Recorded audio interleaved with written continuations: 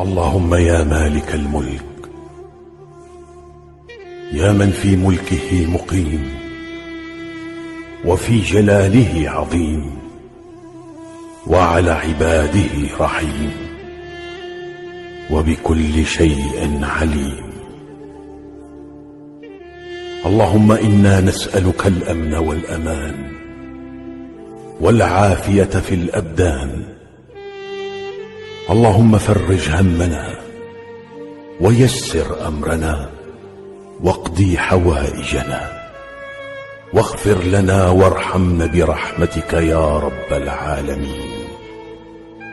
اللهم آمين، اللهم آمين. اللهم يا مالك الملك. السلام عليكم، ازيكم؟ عاملين ايه؟ ان شاء الله تكونوا بالف خير واتم صحه كده واحسن حال.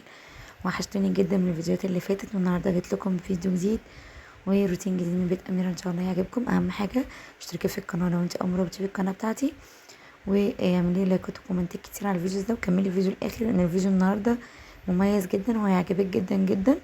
الفيديو النهارده عباره عن مشتريات الشهر.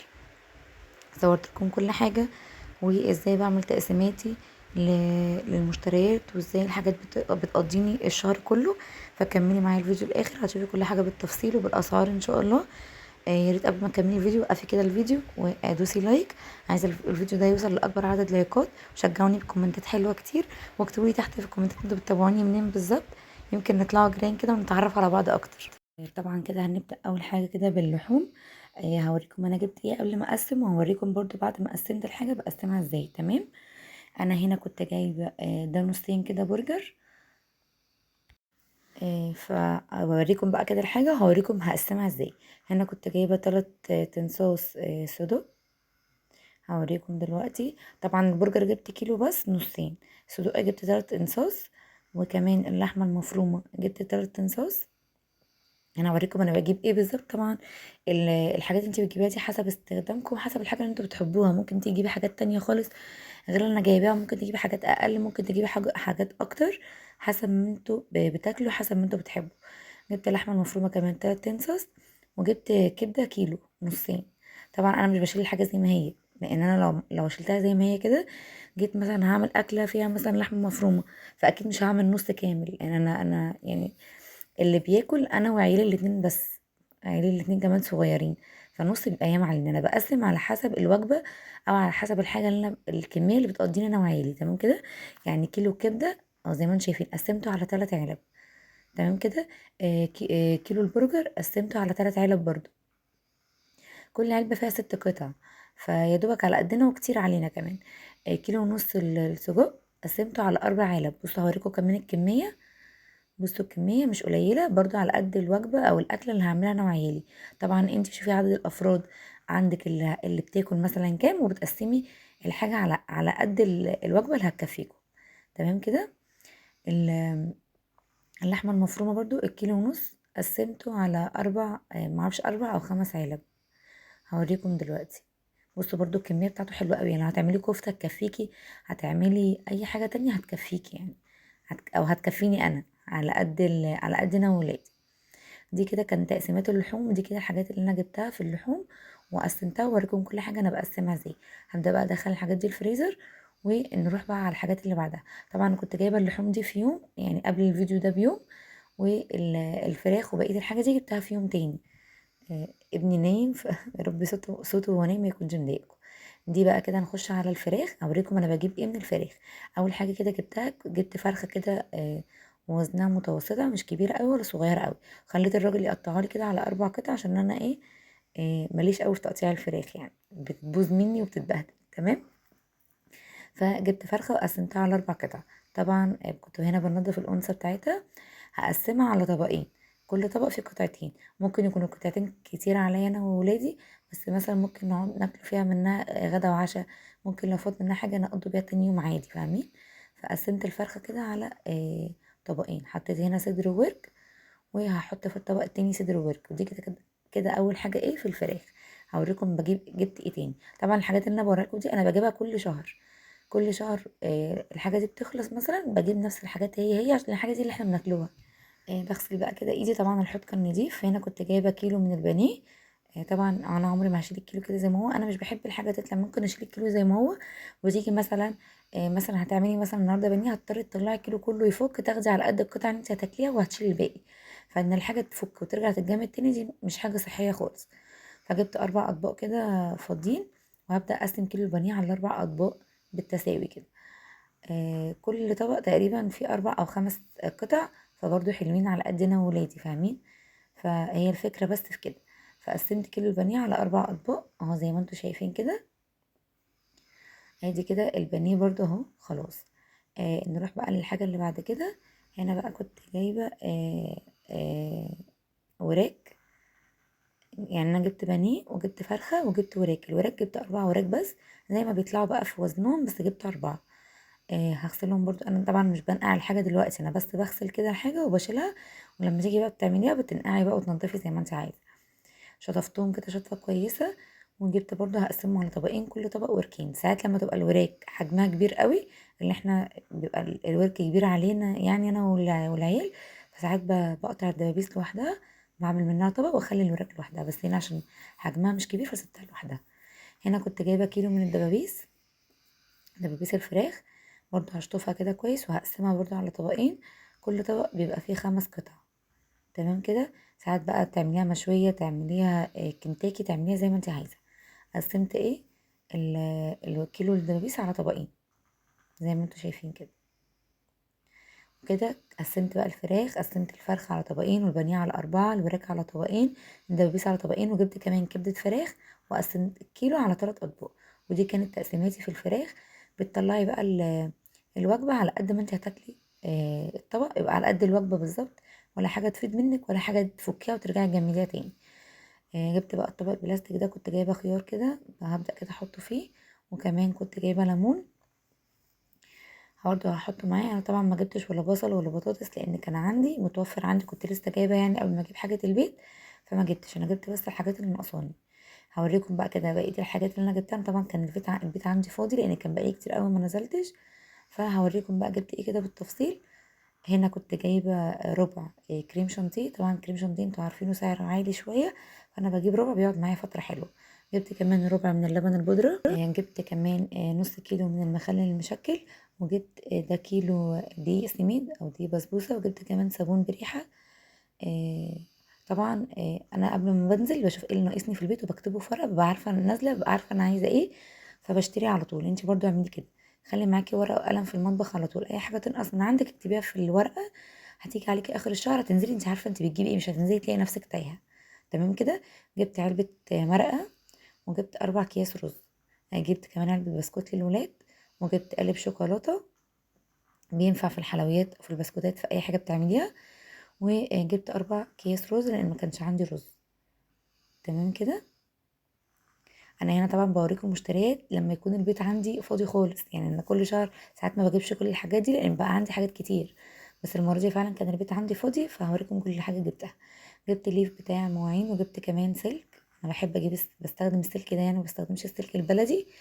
جبت بقى المكرونات، جبت كيلو مكرونه عقل صغيره، كيلو مكرونه عقل كبيره، وجبت كيلو مكرونه قلم، وجبت نصين مكرونه، نص مكرونه شوربه، ونص مكرونه شوربه بس شكل تاني. وجبت كيلو مكرونه اسباجيتي. طبعا انا بحب دايما اجيب المكرونه اكياس، بس المره دي قلت اجرب المكرونه السايبه. هو الفرق مش كبير يعني، بس انا قلت اجرب يعني. فجبت ايه دي الكميه اللي انا جبتها، بتقعد برضو معايا فتره طويله لاني بعمل كميه صغيره على قد انا والعيال. جبت بقى كمان ايه اوريكم. انا في حاجات جبتها من السوق وحاجات جبتها من السوبر ماركت فهوريكم كل حاجه وجبتها منين. الحاجات اللي عارفه اسعارها هقول لكم، بس تقريبا أنا مش فاكره اسعار بصراحه يعني، لان انا بمنتج لكم الفيديو ده بعد ما جبت الحاجات دي بكام يوم. تمام. هنا بقى كده جبت توابل. ما كانش عندي توابل خالص، كان كل التوابل اللي عندي كانت خالصة، فجبت كده كيس مليانة من كل حاجة توابل. جبت كمان علبة كاكاو عشان عايزة اعمل نوتيلا، هعملها معاكم في الفيديوهات الجاية. جبت 2 برطمان صلصة اهو. جبت كمان 5 أكياس ملح. انا دايما بحب اجيب الملح اللي هو العلب ده، بس لقيت قدامي دول فقلت اجيب يعني. جبت 5 أكياس كده. وكمان جبت ربع عدس بجبة، وجبت نص عدس اصفر وكمان جبت ربع كاكاو خام، وجبت ده تقريبا كان بقسماط اللي هو بتاع البانيه، جبت نص كيلو. وجبت كمان ربع نشا. انا كان عندي نشا بس جبت ربع. انا بحب لما انزل حتى لو حاجه موجوده عندي اجيب منها حتى لو ربع، فاهمين؟ اللي هي لما تخلص يبقى فيها عندي حاجه، مش عشان عندي ما اجيبش، فاهمين؟ وجبت كمان ربع كده موتزاريلا، انا عشان جبتها من فتح الله بس اجربها، لكن انا اصلا بجيبها من بره. وجبت زبادي كده بالفراوله للعيال. استنى اوريكم جبت ايه تاني، انا مش فاكره الصراحه. المفروض كنت الفيديو ده ما سجلتوش، كنت خليته صوت كده ساعتها، بس ماشي. جبت بقى خلطات دي. ده خلطة بشاميل بالجبنة، لسه مجربتهاش، هجربها واقول لكم. جبت كيس توابل بطاطس، وجبت خلطة البشاميل العادية.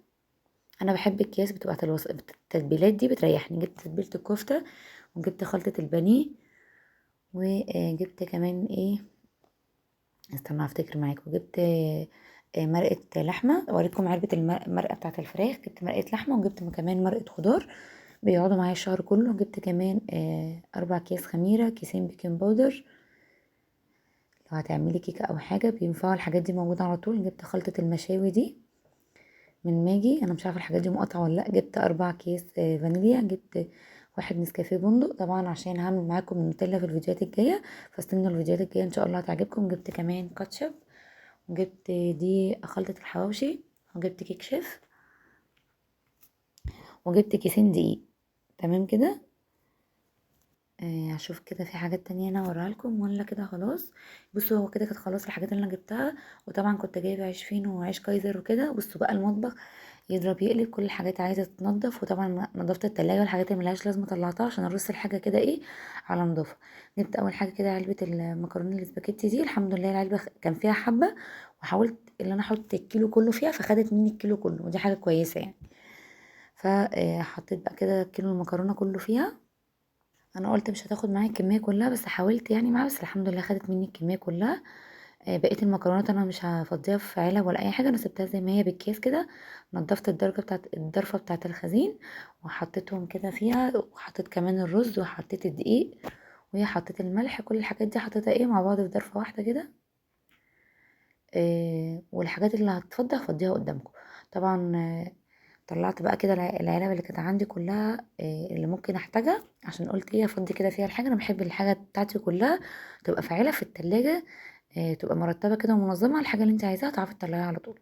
جبت بقى العلبه دي كده، وهبدا افضي فيها البقسماط. معرفش بقى بتقولوا عليه بقسماط، بتقولوا عليه فيجيتار، مش عارفه زي ما انتوا بتقولوا.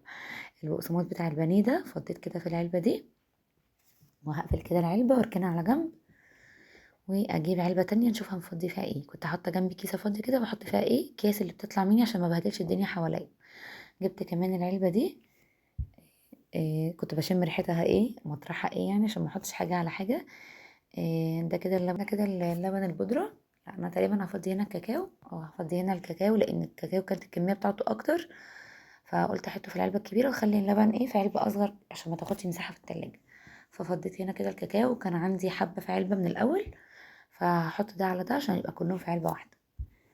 انا بحبه واستخدمه بجيبه يعني عشان بعوزه في الكيكات. انا عيلي بيحبوا الكيك اللي بالشوكولاته فبستخدمه على طول. حطيت بقى الحبه اللي كانوا عندي في العلبه كمان عليهم، وهقفل بقى كده العلبه واركنها على جنب. وجبت علبه تانية كده فاضيه، هبدا بقى كده ان انا افضي اللبن البودره فيها. فضيته بقى كده في العلبه، ونشوف بقى كده ايه تاني محتاج يتفضى هفضيه معاكم. انا يعني بصوا معاكم الفيديو خطوه بخطوه، يا ريت بقى تشجعوني عشان الفيديو ده بجد خد مني وقت كبير قوي ومجهود. إيه، طبعا هو متصور معاكم كده سريع، بس هو اخد مني فعلا وقت ومجهود كبير قوي. فيا ريت تشجعوني كده، تعملوني بلايكاتكم الحلوه وكومنتاتكم واشتراك في القناه لو انت اول مره بتشوفيني، وتابعي فيديوهاتي ان شاء الله هتعجبك قوي. جبت كمان الكريم شانتيه، وجبت علبه صغيره كده. انا بجيبه سايب، كنت الاول بجيب العلبه اللي هي بتاعه دريم دي، بس دلوقتي بقى سعرها غالي قوي، وهي مش مكمله نص كيلو اصلا. فانا بقى جبت السايب، هو سعره برضو غالي، هو الكيلو منه عامل 200 يعني. انا جبت الربع ب50، بس بيبقى حلو بيقعد معايا فتره طويله. فضيته برضو كده في علبة صغيرة على قد الكمية، بنضف كده حواليها عشان الدنيا تبقى نظيفة. كان عندي علبة كده فيها مخلل. انا بعشق يا جماعة، انا من عشاق المخلل يعني. أنا ممكن اجيب العلبة كده وافضل اكل فيه كده وانا واقفة من كتر ما انا بحبه. فهي الكميه كانت كبيره على العلبه، بس حاولت يعني احطهم كلهم كده في علبه واحده. ومش دايما بجيب مخلل وبيطلع معايا حلو، ساعات بجيبه بيطلع مش حلو خالص. فده كان حلو الصراحه. وغطيه بقى كده، العلبه ما كانتش عايزه تقفل بس قفلتها يعني. همسح كده وانضف العلبه من فوق عشان تبقى ايه نضيفه، وكل حاجه تبقى في التلاجة نضيفه. هركنهم بقى كده على جنب. كده خلصت تقريبا العلب. جبت بقى الباسكت ده، بحط فيه الخلاطات والحاجات اللي تبقى في اكياس، يعني برتبها كلها كده قدام بعض، بحيث ان هي تبقى مترتبه لما عاوزه اخد حاجه تبقى الحاجه منظمه قدامي، مش يبقى كلهم على بعض. بدات بقى كده احطهم بالترتيب كده قدام بعض. كان عندي حاجات برضو من الاول هحطها، زي ما انتم شايفين كده. احط بقى الفانيليا والبيكنج باودر والخلطات والتوابل دي كلها كده مع بعض في نفس الباسكت اهو كده. زي ما انتم شايفين كده بيلم كل حاجه، بياخد كميه كبيره على فكره. وبحطه كده في الطرفه بتاعه المطبخ، فما بياخدش، ما بيبقاش اخد معايا مساحه، وبيكون لامم معايا حاجات كتير. طبعا في حاجات كتير في التوابل دي او في التتبيلات دي انا ما جربتهاش قبل كده، هجربها معاكم ان شاء الله في الفيديوهات الجايه. هنا كده خلاص خلصتهم، هركنه بقى كده على جنب. كان فاضل هنا العدس ما فضيتهوش، جبت كده علبه صغيره. هفضي بقى كده فيها العدس اللي هو اللي بجيبه ده. انا مش بستخدمه غير في الكشري، لما اجي اعمل كشري مصري بس بستخدمه، غير كده لا. وجبت كمان جبت برطمان كده ازاز هفضي فيه العدس الاصفر. طبعا داخلين على الشتا بقى وهنعمل عدس تقريبا كل يوم، فالجو بدأ يسقع، يبقى جيبي عدس على طول، اعملي عدس على طول. فجبت كده نص كيلو، وعايزه ابقى اجيب تاني لما انزل، وفضيته كده في العلبه. وهنا بقى كنت جايبه جبنات، جبت جبنه رومي. طبعا دي ما فضيتهاش معاكم، بس انا كانش عندي علب الصراحه، كان العلب كلها خلاص خلصت، فتاني يوم جبت علب وفضيتهم. وجبت جبنه شيدر، جبت 3 اطباق. وجبت كمان جبن اللي هي المدلعه دي. وجبت بلو بيف بيتباع سايب، فجبت نص كيلو ربعين. وجبت البيف اللي هو بالبسطرمه، احنا بنحبوه الصراحه. وجبت ايه تاني؟ تقريبا هي دي بس الجبنات اللي انا جبتها، ما جبتش حاجه تانية يعني. فهفضيهم بقى تاني يوم كده في علب، وهشيلها ايه برضو في التلاجة. انا شلتهم في التلاجة زي ما هما لحد تاني يوم ما جبت علب وفضيتهم بقى فيها، عشان انا مش بحب اشيل الحاجة ايه بالعلب او بالاطباق بتاعتها دي. بحب افضيهم في اطباق واشيلهم في اطباق في علب كده في التلاجة، يبقى شكلهم احسن ومنظمين اكتر يعني. فاهمين؟ وكده ايه. دي بقى الجبنات اللي جبتها. مش عارفه فاضل حاجه تانية هتتفضى معاكم ولا ايه؟ هشوف كده ايه. تقريبا كده دي بس الجبنات اللي أنا جبتها. أنا مش عارفه الفيديو واقف على المقطع ده ليه الصراحه. كنت جايبه بقى كده شويه فاكهه، وكنت جايبه كمان مانجا عشان عايزه اخزنها. ما السنه دي ما لحقتش اشيل مانجا خالص. كنت كل سنه بجيب من الوكاله وبالثبت يعني واخزنها. السنه دي ما لحقتش، فجبت بقى كده ايه كميه هوريها لكم دلوقتي، وهقول لكم كمان انا بخزنها ازاي. اول حاجه كده جبت طبق، كنت جايبه ده كان تقريبا بلح. كنت جايبه بلح احمر. بفضي برضو حتى الفاكهه بحب احطها كده في اطباق في التلاجة، بس بغسلها الاول. مش بغسلها غسله يعني، انا بشطفها كده بس واشيلها في التلاجة. طبعا لما تيجي تطلعي تاكلي منهم فبتغسليهم تاني. فجبت كده البلح برضو هشطفه كده شطفه حلوه، وهصفيه وهحطه كده على جنب. بشطفه كده كام شطفه ورا بعض. انا بقى كنت بخزن المانجا، يعني كنت بقى لي كام سنه بجيبها من الوكاله، وبقعد اقشرها بقى الكميه كلها اللي انا جايباها. كنت بجيب كميات كبيره، واقعد اقشرها كلها واقطعها كده وايه، واحطها في اكياس، بحيث ان انت تطلعي الكيس مانجا بس من غير قشر. هتطلعي الكيس على الخلاط بحبه سكر وخلاص كده انت عملتي العصير. ماما بقى مش بتعملها كده، مامتي بتعملها بتشيل المانجا زي ما هي سليمه. فقالت لي لا انت كده بتخزنيها غلط، وجربي شيليها زي ما انا بعملها. فقلت المره دي هجرب طريقه ماما. انتوا كمان اكتبوا لي في الكومنتات لو بتخزنوا مانجا بتشيلوها بأنهي طريقه. فانا المره دي هشيلها بطريقه ماما. جبت كده الاول، كنت برضو جايبه جوافه حلوه اليومين دول وماليه السوق، وسعرها كمان كويس قوي. في ناس كمان بتخزنها، بس احنا عشان مش بنشربها عصير فانا مش بخزنها. لو انتوا بتشربوها عصير خزنوا منها، الجوافه حلوه يعني. وكمان كنت جايبه تفاح عشان عيالي بيحبوه، برضو هغسله كده غسله حلوه واصفيه. جبت بقى المانجا غسلتها كويس قوي غسله حلوه. انا كنت جايبه هنا تقريبا 9 او 10 كيلو، بس المانجا كبيره فوزنه يعني.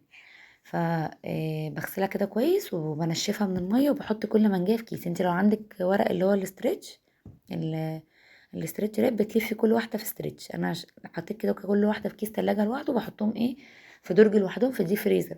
ما يبقاش في حوالي جنبهم حاجه، عشان ما يكرفش ريحه او طعم حاجه تانية. بس المانجا حلوه قوي اليومين دول، وكان سعرها كمان كويس. وسعرها السنة دي رخيص عن كل سنة. فجبت كمية حلوة كده وهخزنها المرة دي بطريقة ماما، ويا رب بقى تطلع حلوة. اكتبولي في الكومنتات بتخزنوا المانجا بأي طريقة، واشتركوا معايا في القناة عشان يوصلكم مني كل فيديو جديد، وقولي ايه رأيكم في الفيديو بتاع النهاردة، وشجعوني كده بكومنتاتكم ولايكاتكم. وعايزاكم تبصوا تفجروا زر اللايكات، لايكات كتير حلوة منكم. مستنيين فيديوهات جاية كتير، ومع السلامة حبايب قلبي في حفظ الله ورعايته. باي باي.